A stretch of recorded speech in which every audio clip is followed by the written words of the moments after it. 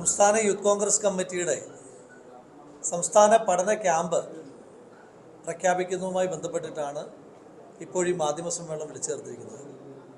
സംസ്ഥാന യൂത്ത് കോൺഗ്രസ് കമ്മിറ്റിയുടെ പഠന ക്യാമ്പ് ജൂൺ മാസം 28, 29, 30 തീയതികളിലായി ആലപ്പുഴ നഗരത്തിൽ വെച്ച് സംഘടിപ്പിക്കപ്പെടുകയാണ്. 28-ാം തീയതി രാവിലെ ബഹുമാന്യനായ അഖിലേന്ത്യാ കോൺഗ്രസ് കമ്മിറ്റിയുടെ സംഘടനാ ചുമതലയുള്ള ജനറൽ സെക്രട്ടറി, മുൻ യൂത്ത് കോൺഗ്രസ് പ്രസിഡന്റ് കൂടിയായ ശ്രീ KC വേണുഗോപാൽ ഉദ്ഘാടനം ചെയ്തുകൊണ്ട് 3 ദിവസത്തെ ക്യാമ്പ് ആരംഭിക്കും. ബഹുമാന്യനായ യൂത്ത് കോൺഗ്രസിൻ്റെ മുൻ അഖിലേന്ത്യാ പ്രസിഡന്റ്, ആരാധനായ പ്രവർത്തക സമിതി അംഗം ശ്രീ രമേശ് ചെന്നിത്തല, കേരള പ്രദേശ് കോൺഗ്രസ് കമ്മിറ്റിയുടെ അധ്യക്ഷൻ ശ്രീ സണ്ണി ജോസഫ്, കേരളത്തിൻ്റെ ബഹുമാന്യനായ പ്രതിപക്ഷ നേതാവ് ശ്രീ VD സതീശൻ, പ്രവർത്തക സമിതി അംഗം ശ്രീ ശശി തരൂർ, ശ്രീ കൊടിക്കുന്നിൽ സുരേഷ്, UDF കൺവീനർ ശ്രീ അടൂർ പ്രകാശ് അടക്കമുള്ള ആളുകളുടെ പ്രത്യക്ഷ സാന്നിധ്യം ക്യാമ്പിൽ ഉണ്ടാകും. അതോടൊപ്പം തന്നെ ആലപ്പുഴ ജില്ല ഇന്ത്യൻ രാഷ്ട്രീയത്തിനും കേരള രാഷ്ട്രീയത്തിനും വലിയ സംഭാവനയായി നൽകിയിട്ടുള്ള ആരാധ്യനായ ശ്രീ AK ആന്റണി, ശ്രീ വയലാർ രവി അടക്കമുള്ള യൂത്ത് കോൺഗ്രസിൻ്റെ മുൻ സംസ്ഥാന അധ്യക്ഷന്മാരുടെ പരോക്ഷമായ സാന്നിധ്യവും ഈ ക്യാമ്പിൻ്റെ വിവിധ സെഷനുകളുടെ ഭാഗത്തായിട്ടുണ്ടാകും.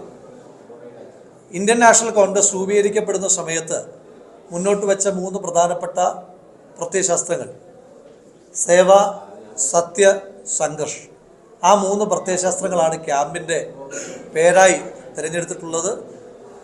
സേവ, സത്യ, സംഘർഷ് ലീഡ് കേരള എന്ന സംസ്ഥാന പഠന ക്യാമ്പ് 3 മാസം നീണ്ടു നിൽക്കുന്ന തുടർച്ചയായ പ്രക്രിയകളിലൂടെ സംസ്ഥാന ക്യാമ്പ് പൂർത്തീകരിച്ച് 14 ജില്ലാ ക്യാമ്പുകൾ പൂർത്തീകരിച്ച് 140 നിയോജകമണ്ഡലം ക്യാമ്പുകളും 1000-ലധികം വരുന്ന മണ്ഡലം ക്യാമ്പുകളും ത്രിതല പഞ്ചായത്ത് തെരഞ്ഞെടുപ്പിന് മുന്നോടിയായി പൂർത്തീകരിക്കുന്ന ഒരു സ്കെഡ്യൂളാണ് നിലവിൽ തയ്യാറാക്കിയിട്ടുള്ളത്.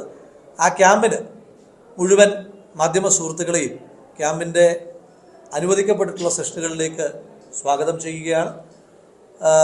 മാധ്യമപ്രവർത്തകരുടെ ഭാഗത്തു നിന്നുള്ള എല്ലാവിധമായ പിന്തുണയും പ്രോത്സാഹനവും ഈ ക്യാമ്പിനുണ്ടാകണം എന്ന അഭ്യർത്ഥന കൂടി ഈ മാധ്യമ സമ്മേളനത്തിൽ വയ്ക്കുവാൻ ആഗ്രഹിക്കുകയാണ്.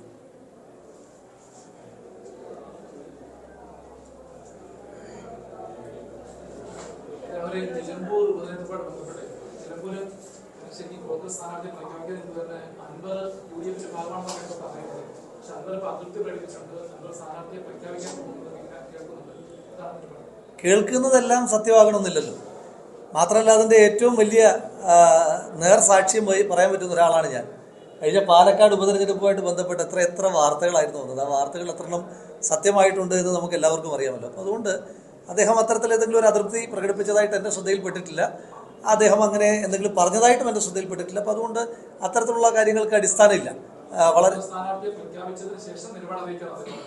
അത് സ്വാഭാവികമായിട്ട് അദ്ദേഹം UDFൻ്റെ ഭാഗമായിട്ടുള്ള ഒരാളല്ലല്ലോ നിലവിൽ. അപ്പോൾ കോൺഗ്രസിൻ്റെ സ്ഥാനാർത്ഥിയെ പ്രഖ്യാപിച്ചതിന് ശേഷമായിരിക്കുമല്ലോ അദ്ദേഹത്തിൻ്റെ നിലപാട് അദ്ദേഹം പറയുന്നത്. പക്ഷേ UDFൻ്റെ സ്ഥാനാർത്ഥിയെ പ്രഖ്യാപിക്കും. UDF സ്ഥാനാർത്ഥിയെ പ്രഖ്യാപിക്കുവാൻ UDFൻ്റെതായിട്ടുള്ള രീതികളുണ്ട്, മാർഗങ്ങളുണ്ട്. UDFിലെ ഏറ്റവും ഉന്നതരായിട്ടുള്ള നേതാക്കന്മാർ, ഏറ്റവും കാര്യപ്രാപ്തിയുള്ള കേരളത്തിലെ ഒരു പൊളിറ്റിക്കൽ ലീഡർഷിപ്പ് എടുത്ത് നോക്കുമ്പോൾ ഏറ്റവും വലിയ എക്സ്പീരിയൻസ്ഡ് ആയിട്ടുള്ള ലീഡർഷിപ്പ് UDFൻ്റെ ലീഡർഷിപ്പ് അല്ലേ. ആ UDFൻ്റെ ലീഡർഷിപ്പ് ഏറ്റവും അനുയോജ്യനായിട്ടുള്ള ഫിറ്റ് ഇനഫ് ആയിട്ടുള്ള കാൻഡിഡേറ്റിനെ നിശ്ചയിക്കും. ആ കാൻഡിഡേറ്റിന് ജനങ്ങളുടെ മാൻഡേറ്റ് ഉണ്ടാകും. ജനങ്ങളെ കൂട്ടുപിടിച്ചുകൊണ്ട് കമ്മ്യൂണിസ്റ്റ് പാർട്ടിയും BJPയും ചേർന്നുണ്ടാക്കിയ സഖ്യത്തിൻ്റെ സ്ഥാനാർത്ഥിയെ ദയനീയമായി ജനങ്ങളുമായി കൂട്ടുപിടിച്ച് ഞങ്ങൾ പരാജയപ്പെടുത്തും. യൂത്ത് കോൺഗ്രസിന് ആ സീറ്റ് ജയിക്കണം എന്നുള്ള ക്ലെയിമുണ്ട്. യൂത്ത് കോൺഗ്രസ് ആരും സ്ഥാനാർത്ഥിയായി കഴിഞ്ഞാൽ യൂത്ത് കോൺഗ്രസിലൂടെ കടന്നു വന്ന ആളുകളാണല്ലോ. അപ്പോൾ അതുകൊണ്ട് യൂത്ത് കോൺഗ്രസിൻ്റെ ക്ലെയിം ആ സീറ്റ് ജയിക്കണം എന്നുള്ളതാണ്. ആ ക്ലെയിമുമായി ബന്ധപ്പെട്ട പ്രവർത്തനങ്ങൾ കഴിഞ്ഞ ഒരു 2 മാസക്കാലമായി പ്രിയപ്പെട്ട ശ്രീ അബിൻ വർക്കിയുടെയും ശ്രീ ജനീഷിൻ്റെയും നേതൃത്വത്തിൽ യൂത്ത് കോൺഗ്രസ് UDYFI തന്നെ അവിടെ വലിയ തോതിലുള്ള പ്രവർത്തനങ്ങൾ, പ്രചരണ പ്രവർത്തനങ്ങൾ, തയ്യാറെടുപ്പുകളെല്ലാം നടത്തി വരുന്നുണ്ട്. ആ തയ്യാറെടുപ്പുകളുടെ കൂടി റിസൾട്ട് ഇപ്പോൾ പാലക്കാട് കണ്ടതുപോലെ, പുതുപ്പള്ളിയിൽ കണ്ടതുപോലെ, തൃക്കാക്കരയിൽ കണ്ടതുപോലെയുള്ള ഒരു വലിയ യുവജന മുന്നേറ്റം, ഞങ്ങളുടെ ക്ലെയിമും ഞങ്ങളുടെ മത്സരവും സീനിയർ നേതാക്കന്മാരുമായി ഫീൽഡിൽ ഏറ്റവും സജീവമായി പ്രവർത്തിക്കുക എന്നുള്ളതിനകത്തായിരിക്കും. ആ ഫീൽഡിലുള്ള മത്സരത്തിൽ സീനിയർ നേതാക്കന്മാരോട് ആ ക്ലെയിമാണ് ഞങ്ങൾ വയ്ക്കുന്നത്. കൂടുതൽ പ്രവർത്തനം ഞങ്ങൾ ഏറ്റെടുക്കും. ആ പ്രവർത്തനം തൃക്കാക്കരയിൽ ഏറ്റെടുത്തതുപോലെ, പുതുപ്പള്ളിയിൽ ഏറ്റെടുത്തതുപോലെ, പാലക്കാട് ഏറ്റെടുത്തതുപോലെ ഇവിടെ നമ്മൾ നിലമ്പൂരിലും ഏറ്റെടുക്കും.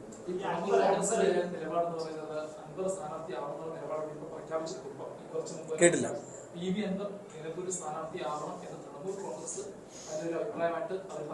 അത് തൃണമൂൽ കോൺഗ്രസിനോട് ചോദിക്കേണ്ട കാര്യമാണ്. തെരഞ്ഞെടുപ്പിൽ ആർക്കും മത്സരിക്കാൻ പറ്റുമല്ലോ. നിങ്ങൾ ഈ ചോദ്യങ്ങളെല്ലാം ഞങ്ങളോടല്ല ചോദിക്കേണ്ടത്. ഈ ചോദ്യങ്ങളെല്ലാം നിങ്ങൾ ചോദിക്കേണ്ടത് ഇടതുപക്ഷത്തോടാണ് ചോദിക്കേണ്ടത്. നിങ്ങൾ ആലോചിച്ച് നോക്കൂ, എങ്ങനെയാണ് നിലമ്പൂർ തെരഞ്ഞെടുപ്പ് ഉണ്ടായത്. ഞാൻ ഇന്ന് രാവിലെ തൊട്ടുള്ള വാർത്തകൾ കാണുമായിരുന്നു. അപ്പോൾ വാർത്തകൾ വരുന്നത് ഇതിൻ്റെ എല്ലാം ഇരയാക്കപ്പെട്ട ഒരാളെന്ന നിലയിൽ എനിക്കതിനകത്ത് കൗതുകമൊന്നും തോന്നിയില്ല. ഞാൻ എന്താ ഒരു ദിവസം വൈകിയത് എന്നുള്ളതേ ഉള്ളായിരുന്നു. CPM-ന്റെ പ്രവർത്തകർ പോസ്റ്റർ ഒട്ടിക്കുന്നു. ഈ പോസ്റ്റർ ഒട്ടിക്കാൻ പറ്റാത്ത ചില മാധ്യമപ്രവർത്തകരുണ്ട്, എല്ലാവരും പറയുന്നില്ല. ചില മാധ്യമപ്രവർത്തകരും മാധ്യമ സ്ഥാപനങ്ങൾ എന്താണ് പാലക്കാട് ചെയ്ത പോലെ, പുതുപ്പള്ളി ചെയ്ത പോലെ, തൃക്കാക്കര ചെയ്ത പോലെ കുത്തിത്തിരിപ്പ് വാർത്തകൾ ഇങ്ങനെ കൊടുത്തുകൊണ്ടേയിരിക്കുന്നു. ശ്രീ PV അൻവറുമായി ബന്ധപ്പെട്ട കൺഫ്യൂഷൻ്റെ ചോദ്യങ്ങൾ നിങ്ങൾ കോൺഗ്രസിനോട് എന്തിനാണ് ചോദിക്കുന്നത്? നിങ്ങളത് ചോദിക്കേണ്ടത് CPM-നോടല്ലേ. എങ്ങനെ അവിടെ തെരഞ്ഞെടുപ്പ് ഉണ്ടായത്? നിങ്ങൾ വിപരീതമായ തെരഞ്ഞെടുപ്പായിരുന്നു ഉണ്ടായിരുന്നതെന്ന് ആലോചിച്ച് നോക്കൂ. കേരളത്തിന്റെ മുഖ്യമന്ത്രിയായ ശ്രീ പിണറായി വിജയനെ പിതൃസ്ഥാനിയിൽ നിന്ന് വിളിച്ച കേരള നിയമസഭയിൽ 140 MLA-മാരിൽ ഒറ്റൊരാളെ ഉണ്ടായിരുന്നുള്ളൂ. ഒറ്റൊരാൾ. ആ ഒറ്റൊരാൾ രാജിവെച്ച് അവിടെ ഉപതെരഞ്ഞെടുപ്പ് നടക്കുകയാണ്. അയാളുടെ പിന്തുണ CPM-നില്ലല്ലോ. അപ്പം നിങ്ങൾ ഈ ചോദ്യങ്ങളല്ല, അൻവറിന്റെ പിന്തുണയില്ലല്ലോ, നിങ്ങൾ 5 വർഷം മുൻപ് ജയിപ്പിച്ച് വിട്ട ആളുടെ പിന്തുണ നിങ്ങൾക്കില്ലല്ലോ എന്ന ചോദ്യം ഞങ്ങളോട് ചോദിക്കുകയല്ല വേണ്ടത്. നിങ്ങൾ ആ ചോദ്യം ചോദിക്കേണ്ടത് CPM-നോടാണ്. അവരുടെ പിന്തുണ പോയത്. ഞങ്ങൾക്ക് ഈ വിഷയത്തിനകത്ത് നിന്ന് നഷ്ടമുള്ളത് CPM-ന്റെ കയ്യിലുണ്ടായിരുന്ന MLA, സിറ്റിംഗ് സീറ്റിലുണ്ടായിരുന്ന MLA, ആ MLA രാജിവെച്ച് ഈ സർക്കാരിൻ്റെ ദുഷ്ടപ്രവർത്തനങ്ങൾ, ഈ സർക്കാരിൻ്റെ തെറ്റായ പ്രവർത്തനങ്ങൾ, കൊള്ളരുതായ്മകൾ, പ്രതിപക്ഷം പറയുന്ന കാര്യങ്ങളെ അതേ ഉച്ചത്തോട് കൂടിയിട്ട് ഒരു CPM-ന്റെ MLA പുറത്തു വരികയാണ്. അപ്പോൾ അതുകൊണ്ട് ശ്രീ PV അൻവറുമായി ബന്ധപ്പെട്ട വാർത്തകളെല്ലാം ഈ കോൺഗ്രസിന് നേരെ തിരിക്കുന്നതിന് പകരം നിങ്ങൾ ദയവ് ചെയ്ത് CPM-ന് നേരെ തിരിക്കുന്നതാണ് യഥാർത്ഥ അതിൻ്റെ ഒരു സത്യസന്ധമായ അവസ്ഥ.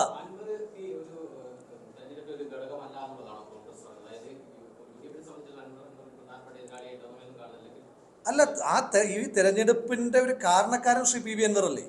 ആ രാഷ്ട്രീയം ഒരു പ്രധാനപ്പെട്ട വിഷയമല്ലേ. CPM-ന്റെ ഒരു MLA-ക്ക്, CPM-ന്റെ ഭരണപക്ഷ MLA-ക്ക് പോലും ആ സർക്കാരിനെ പിന്തുണയ്ക്കുവാൻ കഴിയുന്നില്ല, ആ സർക്കാരിൻ്റെ നയങ്ങളെ ഉൾക്കൊള്ളുവാൻ കഴിയുന്നില്ല എന്നതൊരു ചെറിയ കാര്യമാണ്. അതൊരു ഫാക്ടറാണ്. ആ ഫാക്ടറാണല്ലോ അവിടെ രാഷ്ട്രീയമായി ചർച്ച ചെയ്യപ്പെടുന്നത്. ആ ഫാക്ടർ ഒരു തരത്തിലും CPM-നല്ലല്ലോ ഗുണം ചെയ്യുക. ആ ഫാക്ടർ ഗുണം ചെയ്യുക സ്വാഭാവികമായിട്ടും ആ സീറ്റിൽ രണ്ടാമത് നിന്നിരുന്ന ആളുകളെന്ന നിലയിൽ UDF-നല്ലേ.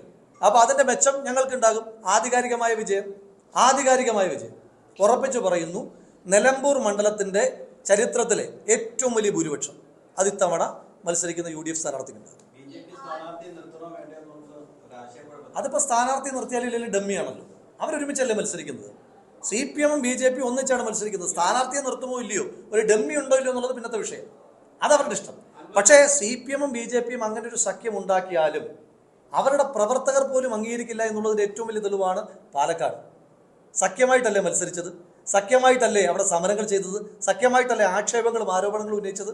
അവരുടെ പ്രവർത്തകർ പോലും അത് ഏറ്റെടുത്തില്ല. ഞാൻ ചോദിക്കുന്നത് CPM-ന്റെ MLA ആയിരുന്ന ആള് മത്സരിക്കുന്നത് കോൺഗ്രസിന് ദോഷമാണോ എന്ന് ചോദിക്കുന്ന ആ ചോദ്യത്തിൻ്റെ യുക്തി എനിക്ക് മനസ്സിലാകുന്നില്ല. നീ ശ്രീ PV അൻവർ പിടിക്കുന്ന ഒറ്റ വോട്ടാണെന്ന് വിചാരിച്ചു, ഒറ്റ വോട്ട്, ശ്രീ PV അൻവറിൻ്റെ ഒറ്റ വോട്ടാണ് അദ്ദേഹം പിടിക്കുന്നതെന്ന് വിചാരിച്ചു. ആ വോട്ട് കഴിഞ്ഞവണ് ആർക്ക് കിട്ടിയതാ? CPM-ന് കിട്ടിയതല്ലേ. ആ വോട്ട് മാറുമ്പോൾ അതെങ്ങനെ കോൺഗ്രസിന് ദോഷമാകുക? അത് കോൺഗ്രസിൻ്റെ പെട്ടിയിൽ വീഴുന്നുണ്ടോ, വീഴുന്നില്ലയോ, അത് രണ്ടാമത്തെ വിഷയം. ഓരോ വോട്ട് CPM-ൽ നിന്ന് കുറഞ്ഞോ? ഇത് തെരഞ്ഞെടുപ്പിൽ ഡയറക്റ്റ് ഫൈറ്റ് അല്ലേ. ആ തെരഞ്ഞെടുപ്പിൽ ഡയറക്റ്റ് ഫൈറ്റിൽ CPM-ന്റെ കുറയുന്ന ഓരോ വോട്ടും അത് കോൺഗ്രസിനല്ലേ, UDF-നല്ലേ സ്വാഭാവികമായിട്ട് വെച്ചിട്ടുണ്ടാകുക. അത് കോൺഗ്രസിൻ്റെ വോട്ടായിരുന്നില്ലല്ലോ. ഞാനതാ പറഞ്ഞത്. അങ്ങനെ നമ്മൾ CPM-കാരൻ സൃഷ്ടിക്കുന്ന അജണ്ട വെച്ചിട്ട് നമ്മൾ പോകാതെ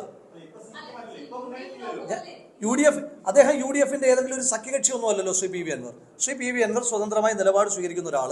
ആ ആളുടെ സ്വതന്ത്രമായ നിലപാടാണെങ്കിൽ പോലും അത് CPM വിരുദ്ധമാണ് അല്ലേ. CPM-നാണ് നഷ്ടം. അതൊക്കെ ഞാനല്ലല്ലോ മറുപടി പറയേണ്ടത്. അത് ഇപ്പം PV അൻവറിൻ്റേത് ഒരു രാഷ്ട്രീയ പാർട്ടിയാണ്. അദ്ദേഹം ഒരു പ്രധാനപ്പെട്ട ഒരു മുൻ MLA-ഒക്കെ ആയിരുന്ന ഒരാളാണ്. അദ്ദേഹത്തെ കൂടെ നിർത്തേണ്ടത് യൂത്ത് കോൺഗ്രസ് ലെവലിൽ കൈകാര്യം ചെയ്യുന്ന ഒരു വിഷയമല്ല. അത് കൈകാര്യം ചെയ്യാൻ ഗൗരവതരമായ കോൺഗ്രസിൻ്റെ അല്ല അത് കൈകാര്യം ചെയ്യാൻ ഗൗരവതരമായ കോൺഗ്രസിൻ്റെ UDF-ൻ്റെ നേതാക്കന്മാരുണ്ട്. അവരതിന് കൃത്യമായി മറുപടി പറഞ്ഞല്ലോ. ഇന്ന് KPCC പ്രസിഡന്റ് മറുപടി പറഞ്ഞല്ലോ ആ വിഷയത്തിനകത്ത്. അപ്പോൾ ഓരോരുത്തരും പറയേണ്ടുന്ന മറുപടികളുണ്ടല്ലോ. ഞാൻ പറയേണ്ടത് യൂത്ത് കോൺഗ്രസ് പ്രസിഡന്റ് പറയേണ്ട മറുപടികളാണ്. KPCC പ്രസിഡന്റ് പറയേണ്ട മറുപടികൾ അദ്ദേഹം പറയും. UDF കൺവീനർ പറയേണ്ട മറുപടികൾ അദ്ദേഹം പറയും.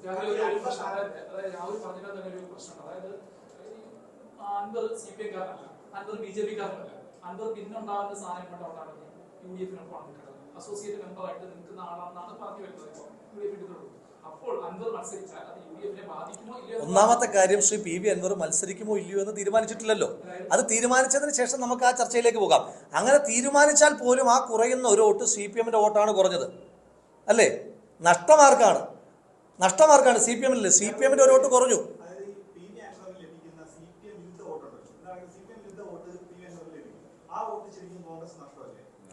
ആദ്യം PV അൻവർ മത്സരിക്കുമോ ഇല്ലയോ എന്ന് നോക്കട്ടെ.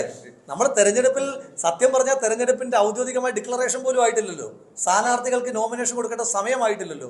ആ പ്രക്രിയയെല്ലാം കഴിഞ്ഞ് ആരൊക്കെ സ്ഥാനാർത്ഥികളായി വരുന്നു എന്ന് നോക്കിയതിനു ശേഷം നമുക്ക് തീരുമാനിക്കാം. ഇനി കേരളത്തിനകത്തെ 140 നിയോജക മണ്ഡലങ്ങളിലും ഭരണവിരുദ്ധ വികാരം അതിശക്തമാണ്. കേരളമാണ് നിലമ്പൂരിൽ വോട്ട് ചെയ്യാൻ ആഗ്രഹിക്കുന്നത്. ആ വോട്ട് മുഴുവൻ UDF-ൻ്റെതാണ്. എന്നാൽ പറയട്ടെ, കേരളത്തിൻ്റെ മുഖ്യമന്ത്രിയെ വെല്ലുവിളിക്കുകയാണ്. ഇത് എൻ്റെ വിലയിരുത്തലായിരിക്കും. നിലമ്പൂര് CPM-ന്റെ സിറ്റിംഗ് സീറ്റാണല്ലോ. ഇതെൻ്റെ വിലയിരുത്തലായിരിക്കും, എൻ്റെ സർക്കാരിൻ്റെ വിലയിരുത്തലായിരിക്കും, എൻ്റെ മുന്നണിയുടെ വിലയിരുത്തലായിരിക്കുമെന്ന് പറഞ്ഞിട്ട് വോട്ട് പിടിക്കാൻ കേരളത്തിൻ്റെ മുഖ്യമന്ത്രി എത്ര കോൺഫിഡൻസ് അല്ലേ മൂന്നാമത് വരുമെന്ന്. അപ്പോൾ അത്ര കോൺഫിഡൻസ് ഉള്ള കേരളത്തിൻ്റെ മുഖ്യമന്ത്രിയെ വെല്ലുവിളിക്കാൻ ഞങ്ങൾക്ക് കോൺഫിഡൻസ് ഉണ്ട്. ഞങ്ങൾ അധികാരത്തിലേക്ക് മടങ്ങി വരും. 25 പഞ്ചായത്തിലും 26 നിയമസഭയിലും UDF അധികാരത്തിലേക്ക് മടങ്ങി വരുന്നതിൻ്റെ സ്റ്റാർട്ടിംഗ് ആയിരിക്കും ഈ നിലമ്പൂർ ഉപതെരഞ്ഞെടുപ്പ് എന്ന കോൺഫിഡൻസ് ഞങ്ങൾക്കുണ്ട്. തിരിച്ച് മുഖ്യമന്ത്രിയെ കൊണ്ട് നിങ്ങൾ അങ്ങനത്തെ സ്റ്റേറ്റ്മെന്റ് പറയിക്കുക. ഇനി തിരിച്ച് നിങ്ങൾ ചോദിക്കുന്ന ആരാ? ഇപ്പം നിങ്ങൾ പറയുന്നു കോൺഗ്രസിലെ സ്ഥാനാർത്ഥികൾ എന്ന് പറയുന്നു. കോൺഗ്രസിന് വളരെ പൊട്ടൻഷ്യൽ ആയിട്ടുള്ള കാൻഡിഡേറ്റുകളുണ്ട്. ഏറ്റവും പൊട്ടൻഷ്യൽ ആയിട്ടുള്ള കാൻഡിഡേറ്റുകൾ, ഏറ്റവും ജനകീയമായിട്ടുള്ള ആളുകളുണ്ട്. തിരിച്ച് CPM-ന്റെ സ്ഥാനാർത്ഥി ആരാ? എന്താ ചോദിക്കാത്തത്? ഞാൻ ഇന്ന് രാവിലെ തൊട്ട് പല വാർത്തകൾ കണ്ടു. രാവിലെ തൊട്ട് നിങ്ങൾ തിരിച്ചും മറിച്ചും ചില ചാനലുകൾ, എല്ലാവരും ഒന്നും പറയുന്നില്ല, ചില ചാനലുകൾ തിരിച്ചും മറിച്ചും കോൺഗ്രസിനകത്ത് ആ സ്ഥാനാർത്ഥി, ഈ സ്ഥാനാർത്ഥി, മറ്റേ സ്ഥാനാർത്ഥി, മറ്റേ സ്ഥാനാർത്ഥി. CPM-ന് പറയാനൊരു പേര് പോലും ഇല്ല. നിങ്ങളെന്താ അത് വാർത്തയാക്കാത്തത്? CPM-ന്റെ അവിടെ തെരഞ്ഞെടുപ്പിന്റെ ചുമതല കൊടുത്തിരുന്ന ശ്രീ M സ്വരാജിനോട് മത്സരിക്കാൻ പാർട്ടി ആവശ്യപ്പെട്ടു. ഇല്ല എന്ന് M സ്വരാജ് പറഞ്ഞു. നിലമ്പൂരുകാരനാണ് അദ്ദേഹം. നിലമ്പൂരിൽ മത്സരിക്കാനില്ല എന്ന് അവിടുത്തെ ചുമതല കൊടുത്തിരിക്കുന്ന ആളോട് പറഞ്ഞു. അപ്പോൾ ചുമതലക്കാരന് പോലും ആത്മവിശ്വാസം ഇല്ലാത്ത തരത്തിൽ തകർന്ന് തരിപ്പണമായിരിക്കുകയാണ് CPM. സ്ഥാനാർത്ഥിയില്ല. നമ്മൾ ചില ഈ വാട്സപ്പിലൊക്കെ പ്രചരിക്കുന്ന ചില ജോക്കുകളുണ്ടല്ലോ, നിലമ്പൂർ അങ്ങാടിയിലൂടെ മനുഷ്യന്മാർക്ക് ഇറങ്ങി നടക്കാൻ പറ്റില്ല, അപ്പോൾ പിടിച്ചോണ്ട് പോയി സ്ഥാനാർത്ഥിയാക്കുകയാണ്. ഇതര സംസ്ഥാനക്കാരനാന്ന് പറഞ്ഞ് ഇവിടെ വോട്ടുണ്ടാക്കി കൊടുക്കാന്ന് പറയുകയാണ്. അങ്ങനെ സ്ഥാനാർത്ഥി ദാരിദ്ര്യം അപ്പുറത്തൊരു മുന്നണി നേരിടുക. വേറൊരു മുന്നണി ആദ്യമേ പറയാം ഞങ്ങൾക്ക് സ്ഥാനാർത്ഥിയില്ല, ഞങ്ങൾ ആ CPM-നെ പിന്തുണച്ചോളാം എന്നൊരു പാർട്ടി പറയുന്നു. അതൊന്നും ചർച്ചയില്ല. ഞങ്ങൾക്ക് വളരെ പൊട്ടൻഷ്യൽ ആയിട്ടുള്ള കാൻഡിഡേറ്റ് ഉണ്ട്. പുതുപ്പള്ളി പോലെ, തൃക്കാക്കര പോലെ, പാലക്കാടും ചേലക്കരയും വയനാടും പോലെ തെരഞ്ഞെടുപ്പ് പ്രഖ്യാപിച്ചാൽ ആദ്യം പ്രഖ്യാപിക്കപ്പെടുന്ന സ്ഥാനാർത്ഥി UDF-ൻ്റെതായിരിക്കും. ഞങ്ങൾ പറഞ്ഞല്ലോ വിന്നബിലിറ്റിയാണ് ഞങ്ങൾ പറഞ്ഞിട്ടുള്ള മാനദണ്ഡം. ആ വിന്നബിലിറ്റിക്ക് അനുസരിച്ചിട്ടുള്ള കാൻഡിഡേറ്റ് വരും.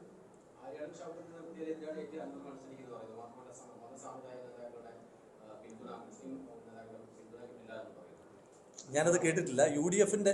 UDF-ന്റെ പിന്നെ സ്ഥാനാർത്ഥി ഉണ്ടാകും. UDF-ന്റെ സ്ഥാനാർത്ഥി ആര് വേണമെന്ന് UDF തീരുമാനിച്ച് ആ സ്ഥാനാർത്ഥി വരും. ആ സ്ഥാനാർത്ഥിക്ക് വേണ്ടി UDF-ഉം ഈ നാടും ഒന്നിച്ച് പ്രവർത്തിച്ച് ചില മാധ്യമ സ്ഥാപനങ്ങളും CPM-ഉം BJP-യും എല്ലാം കൂടെ ഉണ്ടാക്കിയിട്ടുള്ള ഒത്തുകച്ചവടം ഉണ്ടല്ലോ. ആ ഒത്തുകച്ചവടത്തെ പാലക്കാട് പരാജയപ്പെടുത്തിയതുപോലെ, ചേലക്കരയിൽ 3-1 വയനാട്ടിൽ ഭൂരിപക്ഷം വർദ്ധിപ്പിച്ചതുപോലെ, പുതുപ്പള്ളിയും തൃക്കാക്കരയും പിടിച്ചെടുത്തതുപോലെ ഞങ്ങൾ നിലമ്പൂരിൽ പിടിച്ചു. അത് എന്താ തർക്കമുള്ളത്? ആ ചോദ്യത്തിന് തന്നെ പ്രസക്തിയല്ലോ. ഏതാ ഇപ്പം എന്താ അങ്ങേക്ക് എൻ്റെ വായിൽ നിന്നൊരു സ്റ്റേറ്റ്മെൻറ്റ് വേണ്ടതെന്ന് പറഞ്ഞാൽ, അല്ല അങ്ങൊരു കാര്യം ചെയ്യും, അങ്ങ് ഇപ്പം റിപ്പോർട്ടർ TV കൊടുത്തുവിടുന്ന കാർഡുകളൊന്നും എല്ലാവരും പറയുന്നൊന്നും അല്ലല്ലോ. നിങ്ങളൊരു കാർഡ് എൻ്റെ പ്രസ്താവന എന്ന് പറഞ്ഞ് കൊടുത്ത് പ്രശ്നം തീർന്നില്ലേ? ഞങ്ങൾ എല്ലാ തെരഞ്ഞെടുപ്പിലും പറയുന്നൊരു കാര്യമുണ്ട്, ഞങ്ങൾക്ക് മതേതരത്വ വോട്ടുകൾ മാത്രം മതി. സെക്കുലർ വോട്ടുകളാണ് ഞങ്ങളുടെ വോട്ടുകൾ. അതെല്ലാ തെരഞ്ഞെടുപ്പിലും പറഞ്ഞിട്ടുണ്ട്. ഈ തെരഞ്ഞെടുപ്പിൽ ഞങ്ങൾ പറയുന്നു സെക്കുലർ വോട്ടുകൾ മതി. ഏതാണ് ഒരു കാര്യം, അതായത് ഒരാൾ കോൺഗ്രസിന് വോട്ട് ചെയ്യാൻ തീരുമാനിക്കുക എന്ന് പറയുമ്പോൾ കോൺഗ്രസ് മുന്നോട്ട് വയ്ക്കുന്ന രാഷ്ട്രീയം എന്താണ്? വർഗീയതയ്ക്കെതിരായിട്ടുള്ള, മതേതരത്വത്തിന് വേണ്ടി നിലപാടെടുക്കുന്ന, ജനാധിപത്യപരമായി നിലപാടെടുക്കുന്ന ആ രാഷ്ട്രീയമാണ് കോൺഗ്രസ് മുന്നോട്ട് വയ്ക്കുന്നത്. ആ കോൺഗ്രസിന് വോട്ട് ചെയ്യുക എന്ന് പറഞ്ഞാൽ അവരുടെ മുൻ രാഷ്ട്രീയം വിട്ടിട്ട് അവർ കോൺഗ്രസിലേക്ക് വരിക എന്നതിൻ്റെ അർത്ഥം. അതിനെ കോൺഗ്രസ് എല്ലാ കാലത്തും സ്വാഗതം ചെയ്തിട്ടുണ്ട്. ഇപ്പോൾ പാലക്കാട് തെരഞ്ഞെടുപ്പിൽ ശ്രീ സന്ദീപ് വാര്യർ RSSന് വേണ്ടിയിട്ട് എന്തെല്ലാം പ്രചരണങ്ങൾ നടത്തിയിട്ടുള്ള ഒരാളാണ്. അദ്ദേഹം അതെല്ലാം തെറ്റാണെന്ന് തിരിച്ചറിഞ്ഞ് അദ്ദേഹം തിരിച്ച് വരികയാണ് ശ്രീ രാഹുൽ ഗാന്ധിയുടെ സ്നേഹത്തിന്റെ കമ്പോളത്തിലേക്ക്. അപ്പോൾ കോൺഗ്രസിന് നിലപാടെടുക്കാൻ പറ്റില്ല, നിങ്ങൾ ആ വർഗീയ ചേരിയിൽ തന്നെ നിന്നാൽ മതി, വർഗീയ ചേരി അങ്ങനെ തന്നെ നിൽക്കട്ടെ എന്നാണ് നിലപാട്. അല്ല, വർഗീയ ചേരിയിൽ ആരെല്ലാം ഉണ്ടോ അവരെല്ലാം ആ ചേരി വിട്ട് UDFനും കോൺഗ്രസിനോട് ഒപ്പം ചേരണം. അതാണ് ഞങ്ങളുടെ നിലപാട്. ഓക്കെ. ഈ വയനാട് ദുരിതാശ്വാസവുമായിട്ട് ബന്ധപ്പെട്ടിട്ട് ഈ അമ്പലപ്പുഴ നിയോജകമണ്ഡലം പിടിച്ച 2.5 ലക്ഷം രൂപ സംസ്ഥാന ബജറ്റിൽ കൈമാറിയിട്ടുണ്ട്. അതുമായി ബന്ധപ്പെട്ട ചില വാർത്തകളൊക്കെ ചില മാധ്യമ സ്ഥാപനം ഇത് നിങ്ങളുടെ സ്റ്റേറ്റ് സെക്രട്ടറി റഹീം പെറ്റക്കാരന്റെ ഇതാണ്. അത് പറയുന്നത് റസീദ് കുറ്റി 100 രൂപയുടെ റസീദ് കുറ്റി അത് വാങ്ങിയിട്ട് റസീദ് കുറ്റിയോ പൈസയോ തരാതെ പോയ നേതാക്കളുണ്ട്. മുണ്ട് ചടഞ്ഞിട്ട് മുണ്ട് വാങ്ങിയിട്ട് മുങ്ങി നടക്കുന്ന നേതാക്കൾ അറിഞ്ഞിരുന്നു. ഇല്ല, അങ്ങേക്കല്ലേ തന്നു, എനിക്ക് തന്നില്ലല്ലോ. അല്ല, എനിക്ക് തന്നില്ല, അങ്ങേക്കായിരിക്കും തന്നു, എനിക്ക് അല്ല, അങ്ങേക്കേ തന്നുള്ളൂ, എനിക്ക് തന്നില്ല. എനിക്ക് തന്നു കഴിഞ്ഞാൽ ഞാനത് പരിശോധിച്ചിട്ട് മറുപടി പറയാം. എനിക്ക് തന്നില്ല. അങ്ങനല്ലോ തരണ്ടേ, അങ്ങനല്ലോ. ഇപ്പം അങ്ങ് ഏത് സ്ഥാപനമാണ്? ദേശാഭിമാനി തരുന്ന രേഖയൊക്കെ വിശ്വസിച്ചിട്ട് മറുപടി പറയുക എന്ന് പറഞ്ഞാൽ എന്റെ പൊന്നിയേട്ടാ കുഴപ്പിക്കല്ലേ. ദേശാഭിമാനി പറയുന്ന രേഖയൊക്കെ മറ്റേ ഈ ഹോട്ട് ഡോഗ് ചൂടുള്ള പട്ടിയാണെന്ന് പറഞ്ഞ മാധ്യമ സ്ഥാപനമല്ലേ? എനിക്ക് കിട്ടട്ടെ സഹോദരൻ, എനിക്ക് കിട്ടട്ടെ. പോട്ടെ, നമ്മുടെ വിഷയമല്ലല്ലോ. അല്ല, അത് ഹോട്ട് ഡോഗ് അല്ല, അങ്ങ് ചോദ്യമല്ലല്ലോ ചോദിച്ചേ സഹോദര. അങ്ങൊരു ചോദ്യമല്ല. അങ്ങ് നാളെ ദേശാഭിമാനി കൊടുക്കേണ്ട വാർത്തയാണ് പ്ലേസ് ചെയ്തത്. അല്ല, ചോദ്യം ഉണ്ടല്ലോ. ആ ചോദ്യം ഇപ്പം എല്ലാ അസംബ്ലി കമ്മിറ്റികളോടുമാണ് ധനം ശേഖരിക്കാനായിട്ട് പറഞ്ഞിട്ടുള്ളത്. ആ അസംബ്ലി കമ്മിറ്റികളോടാണ് അത് കൈവശം വയ്ക്കാൻ പറഞ്ഞിരിക്കുന്നത്. നമ്മുടെ നിർമ്മാണ പ്രവർത്തനം ആരംഭിക്കുന്ന ഘട്ടത്തിൽ ഇപ്പോൾ ചില അസംബ്ലി കമ്മിറ്റികൾ സംസ്ഥാന കമ്മിറ്റി അക്കൗണ്ടിലേക്ക് നിക്ഷേപിച്ചിട്ടുണ്ട്. നമ്മുടെ നിർമ്മാണം ആരംഭിക്കുന്ന ഘട്ടത്തിൽ ആ പണം നമ്മൾ എടുത്തിട്ട്, അല്ല പറയട്ടെ, ഞാൻ പൂർത്തീകരിക്കട്ടെ, ചോദ്യം കഴിച്ചിട്ടുണ്ട്. ആ പണം നമ്മൾ ചെലവഴിക്കും. ആ പണം മുഴുവൻ ഏതെല്ലാം അസംബ്ലി കമ്മിറ്റികൾ സമാഹരിച്ചിട്ടുള്ള പണമുണ്ടോ ഒരു ചില്ലിക്കാശ് കുറയാതെ നമ്മൾ ആ ഭവന നിർമ്മാണത്തിലേക്ക് പോകും. 1. 2, പോന്നു പോരാത്ത പണമുണ്ട് എങ്കിൽ നമ്മൾ തന്നെ അത് കണ്ടെത്തും. 2, പക്ഷേ അപ്പോഴും ഈ വയനാട് ദുരിതാശ്വാസത്തിന്റെ പേരിൽ 780 കോടി രൂപ നമ്മുടെ നാട്ടിലെ സാധാരണ മനുഷ്യന്മാർ കുട്ടികൾ കുടുക്ക പൊട്ടിച്ച് സുബൈദത്താത്ത ആടിനെ വിറ്റ് കൊടുത്ത പണം കൊടുത്തിട്ടും ആ പാവപ്പെട്ടവരുടെ വാടക പൈസ കൊടുത്തിട്ടില്ല. ഞാൻ പറയട്ടെ, അങ്ങയുടെ ചോദ്യം കഴിച്ചല്ലോ, ഇനി എൻ്റെ മറുപടി. അപ്പോൾ ആ വാടക പൈസ കൊടുത്തിട്ടില്ല. ഞാനും ശ്രീ അബിനും അടക്കമുള്ള ആളുകൾ 1 മാസത്തോളം കാലം ആ വയനാട്ടിൽ നിന്ന് മനസ്സ് മരവിച്ചു പോകുന്ന എല്ലാ കാഴ്ചകളും കണ്ട ആളുകളാണ്. ദയവ് ചെയ്ത് അങ്ങയുടെ മാധ്യമ സ്ഥാപനത്തിന് സ്വാധീനം ഉണ്ടല്ലോ, അവരുടെ വാടക കെട്ടാനായിട്ട് പറയുക. അവരുടെ വാടക കെട്ടാനായിട്ട് പറയുക. ആ വാടക കെട്ടാതെ അവരെ തെരുവിലേക്ക്, എല്ലാം നഷ്ടമായ മനുഷ്യന്മാരാണ്. നമ്മളെല്ലാം രാഷ്ട്രീയം മാത്രം പറഞ്ഞാൽ പോരല്ലോ. ഒരു രാത്രി ഇപ്പം നമ്മളെ പോലൊക്കെ ജീവിച്ചിരുന്ന മനുഷ്യന്മാർ ഒരു രാത്രി ഇരുട്ടി വെളുത്തപ്പോൾ ഉള്ളതെല്ലാം നഷ്ടമായ മനുഷ്യന്മാരാണ്. അവരാരും അങ്ങനെ ആരുടെയെങ്കിലും മുന്നിൽ പോയി കൈനീട്ടി ശീലിച്ചിട്ടുള്ള ആളുകളല്ല. നല്ല സൗകര്യം ഉണ്ടായിരുന്ന ആളുകൾ ഒറ്റ ദിവസം കൊണ്ട് ഇല്ലാതായതാണ്. അവരെ ഇനിയും യാചിക്കാനായിട്ട് വിടരുത്. കാരണം നിങ്ങളും കൊടുത്ത പണമുണ്ട്, നിങ്ങളും കൊടുത്ത പണമുണ്ട്. ആ പണം 780 കോടി രൂപ പുട്ടടിക്കാനായിട്ട് വെക്കരുതെന്ന് പറയുന്നത്.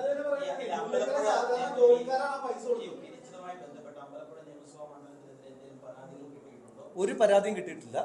എത്ര പണം സമാഹരിക്കപ്പെട്ടിട്ടുണ്ടോ അത്രയും പണം അസംബ്ലി കമ്മിറ്റിയുടെ കയ്യിലുണ്ട്. അതെപ്പോഴാണോ സംസ്ഥാന കമ്മിറ്റി ഭവന നിർമ്മാണത്തിലേക്ക് പോകുന്നത്, കാരണം സർക്കാരിന്റെ ഭാഗത്തു നിന്ന് ചില ക്ലാരിറ്റികൾ വരാനായിട്ടുണ്ട്. സർക്കാർ അതുമായി ബന്ധപ്പെട്ടിട്ട് വിളിച്ച 2 യോഗങ്ങൾ ഞങ്ങളെ വിളിച്ചിട്ടില്ല. ഞങ്ങൾ ഇത്ര വീടുകൾ ഓഫർ ചെയ്തവരാണ്. അപ്പോൾ സർക്കാരിന് ഞങ്ങളെ കൂട്ടാൻ താല്പര്യമില്ലേ, ഞങ്ങൾ ഒറ്റയ്ക്കാണോ നിർമ്മിക്കുന്നത്, അതുമായി ബന്ധപ്പെട്ട ചില ക്ലാരിറ്റികളുണ്ട്.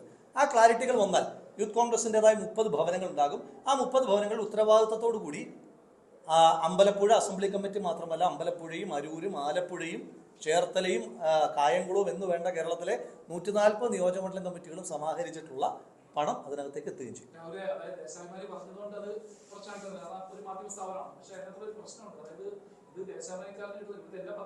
എന്റെ കിട്ടിയിട്ടില്ല, എനിക്കറിയില്ല. ഞാൻ പറഞ്ഞല്ലോ, ഈ വിഷയവുമായി ബന്ധപ്പെട്ടിട്ട് ഏതെങ്കിലും ഒരു പരാതി വന്നിട്ടില്ല. 1. 2, എങ്ങനെ പരാതിക്ക് സമാനമായിട്ടുള്ളൊരു സാഹചര്യം ഉണ്ടാകുന്നില്ല. പരാതി വരണമെങ്കിൽ പരാതിക്ക് സമാനമായ ഒരു സാഹചര്യം ഉണ്ടാകണമല്ലോ. പണം സമാഹരിക്കപ്പെട്ടു, ആ പണം കൃത്യമായ അസംബ്ലി കമ്മിറ്റിയുടെ കയ്യിലുണ്ട്. എപ്പോഴാണോ സംസ്ഥാന കമ്മിറ്റി നിർമ്മാണം ആരംഭിക്കുന്നത് ആ സമയത്ത് സംസ്ഥാന കമ്മിറ്റിയുടെ കയ്യിൽ കിട്ടുകയും ചെയ്യും. എന്താ അതിനകത്ത് പരാതി വരേണ്ട കാര്യം? എന്താ കൺഫ്യൂഷൻ എന്താണ്? പിന്നെ ചില സ്ഥലങ്ങളിൽ എന്താണ്, ചില സ്ഥലങ്ങളിൽ ഇതുമായി ബന്ധപ്പെട്ട ഫണ്ട് കളക്ഷൻ കാര്യക്ഷമമായി നടക്കാത്ത സ്ഥലങ്ങളുണ്ട്. അവിടെ വീണ്ടും ഫണ്ട് കളക്ഷൻ വേണ്ടിയിട്ടുള്ള പ്രവർത്തനങ്ങളായിട്ട് നടക്കും. അതുമായി ബന്ധപ്പെട്ട സംഘടനാപരമായ കാര്യങ്ങളല്ലാതെ ഫണ്ടുമായി ബന്ധപ്പെട്ട് സംസ്ഥാന സർക്കാർ കാണിക്കുന്ന പോലെ വെട്ടിപ്പും തട്ടിപ്പും ഉണ്ടായിട്ടില്ല. ഇല്ല, അങ്ങനൊരു പരാതി വന്നിട്ടില്ല.